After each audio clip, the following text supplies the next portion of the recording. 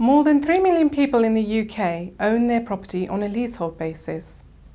Leasehold is a peculiar form of ownership, and many consider it archaic and in need of reform.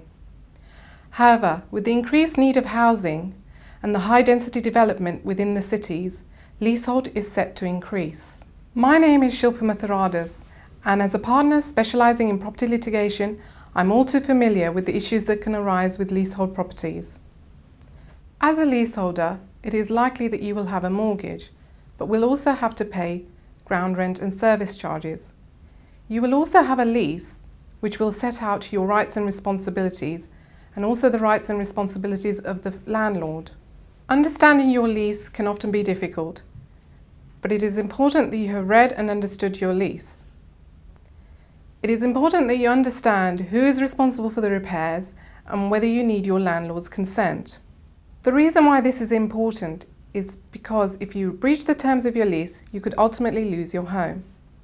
One of the first issues that you'll need to understand is how much service charges to pay. This can be a very contentious issue, often resulting in the issue of reasonableness before the Leasehold Valuation Tribunal. Leaseholders also have statutory rights to require their landlord to provide them with documentation and information relating to their service charges. Another problem leaseholders can experience are rogue landlords who fail to maintain and repair the building whilst continuing to charge service charges. This can ultimately lead to court action, where the leaseholders have to take action to force their landlords to undertake repairs. In certain circumstances, leaseholders may be entitled to compensation for the inconvenience caused. One of the solutions to the problem is the right to manage. Provided your block meets certain criteria, you'll be able to serve notice on your landlord and take over the management of the building.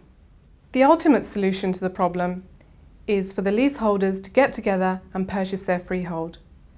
This is known as collective enfranchisement. Whilst this may seem to be the perfect solution, leaseholders need to bear in mind that once they own the freehold of the building, they'll need to be responsible for administering the service charges and maintaining the building. It is important to remember that a lease is a diminishing asset. Leaseholders often forget that after paying off their mortgage, they will still not own the property outright, and the landlord will be able to take possession of the property at the end of the term. Accordingly, at some point, leaseholders will need to consider extending their lease. It is advisable to consider this before the lease falls below 80 years, as if it does, the premium payable is much higher. Under the legislation, the leaseholder will acquire a 90-year lease extension, which will be added to their existing term. In return, the leaseholder will have to pay the landlord a premium. At Osbsornes Solicitors, we have a team of property specialists who can assist you with these issues. So please feel free to contact myself, Shilpa Mauthurdas, or my colleague Guy Osborne on 0207 485 8811.